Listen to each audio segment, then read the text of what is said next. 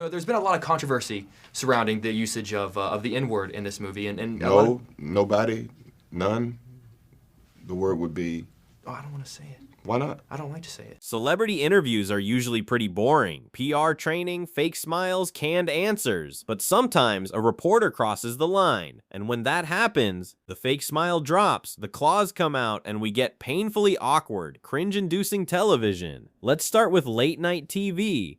Usually, it's all fun and games. Take Sofia Vergara on Jimmy Kimmel. It was a well-known comedic bit, but it set the stage for how quickly a friendly chat can feel hostile. Sofia Vergara, has anyone checked for a penis? Things get a little more genuinely tense on morning radio. Dylan McDermott sat down with Jim Norton and Sam Roberts. The hosts brought their usual abrasive style. McDermott wasn't having it. He fired back, making the whole room do every sweat. hacky joke. So your mom, I know your mom was killed, right? But did they? There you go. That's what I'm getting to. Well, that's what Sam is kind of, I think, alluding to. It's obviously a very rough way to come up. Was it something that was ruled accidental and then declared a murder? There was some kind of something, I guess not. How am I trying to say that? It wasn't. It was changed. What they thought happened. Yeah, I mean, I really don't want to get into that now. You know, I'm just talking about LA to Vegas, but okay. Yeah, it was definitely rough. And, what night is? But if you thought that was uncomfortable, wait until you hear the utterly ridiculous questions pop stars get asked. In 2014, a reporter cornered Ariana Grande backstage. The question, did her feet smell after performing in thigh-high boots? Seriously. Ariana reacted with pure, relatable disgust. Show must go on always, always. Your feet don't smell, do they? I mean, you dance a lot. Wait a second, it's a question. It's a question. Similarly, standard interview formats just don't work for everybody. Bill Burr went on Howie Mandel's podcast in 2023. Mandel tried to run his standard playbook. Burr completely derailed it. He unleashed his wrath, relentlessly roasting Howie and flipping the entire show upside down. What's up? Sit down. Asshole. Billy Corrigan.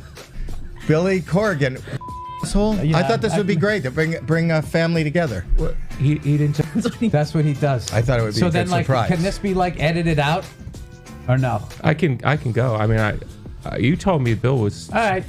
No, I'll do it. Because that's the thing. He's bringing in here not because he's trying to heal the that we went through growing up. Sometimes the best shutdown is just silence. Back in 2003, Joaquin Phoenix was hit with generic PR questions. His response, deeply sarcastic, painfully awkward one-word answers. It was a masterclass in shutting down a room. Economic environmental impact in these troubled times?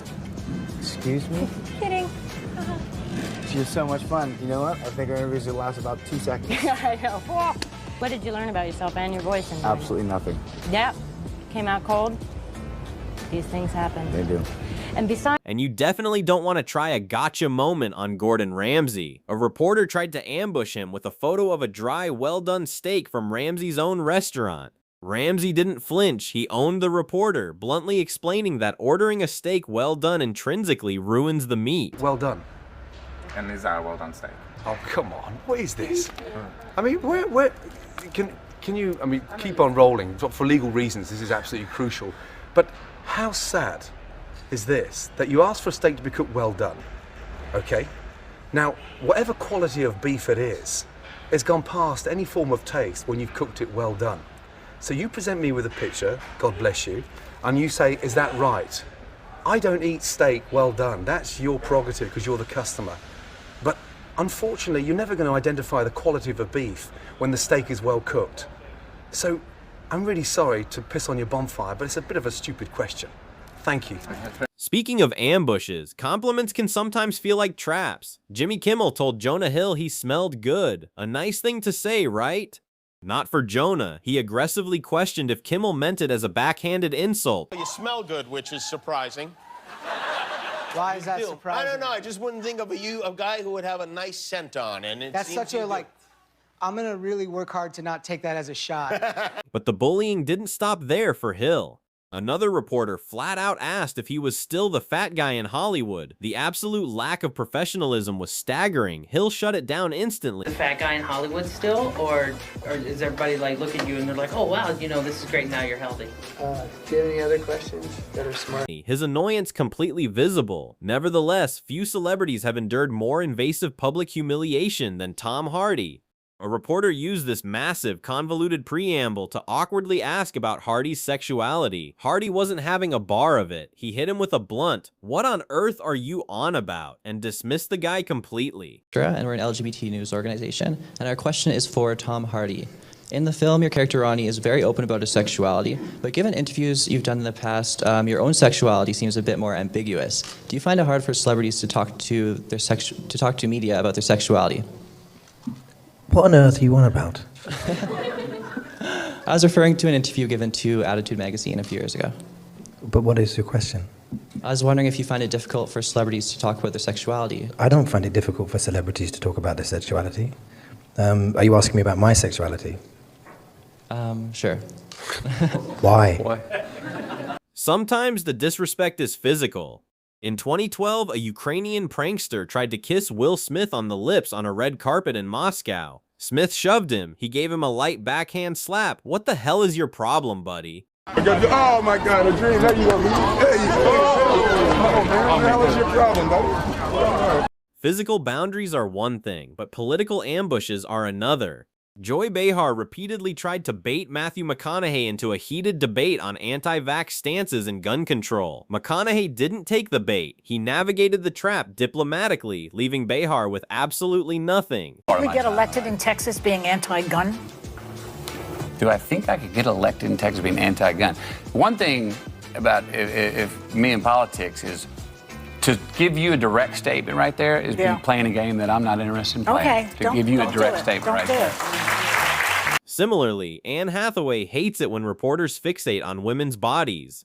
A guy kept pressing her on the diet required to fit into her Catwoman suit. She masterfully flipped the script. Are you trying to lose weight? What's the deal, man? The condescension toward women in Hollywood is infamous. You are in phenomenal shape. Thank you. You're very gracious. You're always in great shape, but you had to make sure you were in perfect shape for this one, didn't you? It wasn't about being in perfect shape. It was about being able to do the stunts and the fighting perfectly. Found out you were going to play Catwoman. Mm-hmm. Is there a certain regimen you put yourself through in terms of the diet, the workout? What is the feline fitness regime? A lot. It's all the boring stuff that no one ever wants to do. It's just watch what you eat and get yourself to the gym. Any particular workout? Are you trying to lose weight? Well, like, what's the deal, man? You look great. No. No, seriously. We have to talk about this. At the 2014 SAG Awards, a reporter asked Mayim Bialik if people assumed she could solve calculus just because she was on The Big Bang Theory.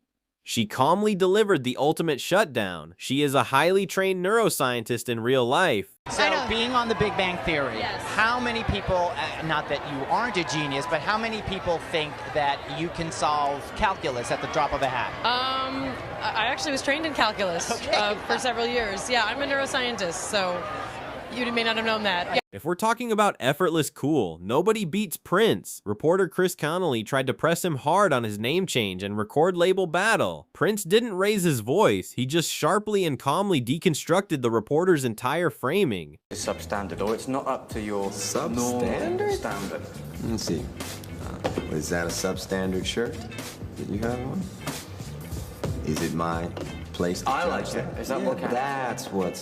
That's what it's about.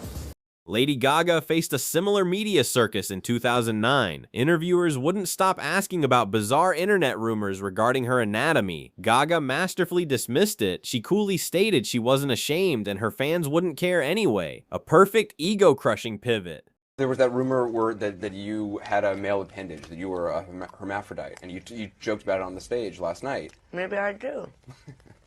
But it's interesting. Would it be so terrible? But it's interesting, a lot of artists would immediately put out some sort of a statement saying this is absolutely not true. You have fun with it. Why the hell am I going to waste my time and give a press release about whether or not I have a penis? My fans don't care, and neither do I. But if you want to see a superiority complex dismantled live on air, look at Russell Brand on Morning Joe. The anchors treated him like a child. They even referred to him in the third person while he was sitting right there. Complex. That's the name of your tour? Yes. Do you have one? No. It's mental illness. Right. And you don't have that either? I hope that I'm here as a fully qualified professional gentleman. None of us are. Free from mental illness. Free from it. None of you. This is a hotbed of neurosis and psychosis. Yes. Oh my word, I'm grateful to be here. Yeah. But I think this is my first brand experience. Brand, yeah. Brand hijacked the segment. He explicitly called out their total lack of professionalism and owned the desk. These people, I'm sure, are typically very, very good at their job. What is it? You're conveying news to the people of America. Yes. People of America, we're going to be okay. Everything's all right. These are your trusted anchors. I'm coming in tomorrow with a big necklace, and I'm opening. Look beyond the superficial. That's the problem with current affairs. You forget about what's important. You allow the agenda to be decided by superficial information. What am I saying? What am I talking about? Don't think about what I'm wearing. These things are redundant. I'm distracted. Superficial. Okay. Don't be distracted. What do you think that gesture means, the way you're touching that bottle? What does that indicate? What is that? What's the subtext of that? I think we gotta go to break. You need to lose that ring, Mika, because it don't mean nothing to you.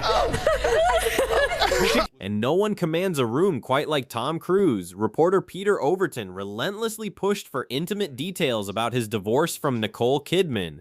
Was Nicole the love of your life? What do you mean, Peter? You were married for 10 years. Listen, we raised children. You know, I mean, how do you answer that? How do you answer that question? She's someone that I plan on getting married again. Cruise completely iced the room. He stared him down and famously told the reporter to put your manners back in. And do you have a relationship where you talk, it's a parenting relationship, and talk professionally about each other's work? Listen, here's the thing, Peter. Yeah. You're stepping over a line now. You're stepping over a line. You know you are. I suppose they're questions though, that people want to know. Peter, you want to know. Take responsibility for what you want to know. Don't say what other people. This is a conversation that I'm having with you right now. You're right. Okay. So I'm just telling you right now. Okay? Just put your manners back in. Unfortunately, late-night TV has a dark history of exploiting female stars. Matt Lauer repeatedly brought up Sandra Bullock's nude scene in 2009. It was wildly uncomfortable then, and looking back, it's a glaring example of Lauer's infamous workplace behavior. Since you were here last? Yes. I have now seen you naked. And I'm so sorry about that. Fine. Well, I watched it last night. It is a lot of fun. Did I mention you have a nude scene in this movie? Pretty much from the time you opened your mouth. Yeah. Sandra Bullock. The same goes for David Letterman. He completely blindsided Lindsay Lohan with unauthorized probing questions about her upcoming stint in rehab. It was a harsh, humiliating reminder of how the media treated young starlets. Supposed to be in rehab now? Do you not watch anything that goes on? I do. Tabloid now? Now here's what May 2nd. I was under the May 2nd. Yes. And how long will you be in rehab? 3 months. How many times have you been in rehab? Several. And how will this time be different? What are they rehabbing, first of all? What is on their list? What are they going to work on when you walk through the door? We didn't discuss this in the pre-interview. No. Do you have addiction problems? Do you drink too much? We've discussed this in the past. Oh, did we really? When did we discuss? Well, because I'm the one who's having the blackouts. Go to the rehab. What do they do? We have to work here for a movie. Rehab May 2nd. Are you going to be there? You'll be there, right? Who's taking you to rehab? You don't want to talk about that either, right? Krishnan guru Murthy awkwardly pivoted an interview with Robert Downey Jr. He started probing into Downey's past addiction, his father, and prison time. RDJ didn't yell. He just politely, firmly walked out of the room. I had a quote you gave to the New York Times. And I don't want to pry, so if you don't want to talk about it, that's fine. But what you said to the New York Times once was, it was after your incarceration, and you said, you can't go from a $2,000 a night hotel suite to a penitentiary and understand it and come out a liberal. Does that mean you're not a liberal, or that you came out of prison not being a liberal? Are we promoting a movie? You know, the dark periods you entered, and taking drugs and drinking and all of that. And I just wondered whether you know, you think you're free of all of that, or whether that's still something. I'm sorry, I really don't. What are we doing? Well, I'm just asking questions. That's all. Right. Okay. Bye. But if you thought RDJ walking out on Krishnan Guru Murthy was iconic, just wait until you see how Quentin Tarantino handled the exact same reporter. Press to link movie violence to real-life violence. Tarantino explode, I'm shutting your butt down. He absolutely refused to play the game. I'm sure that there's no link between enjoying movie violence and enjoying real violence. I'm going to tell you why I'm so sure. Don't ask me a question like that. I'm not biting. I refuse your question. Why? Because I refuse your question. I'm not your slave and you're not my master. You can't make me dance to your tune. I'm not a monkey. I can't make you answer anything. I'm asking you interesting questions. And I'm saying I refuse.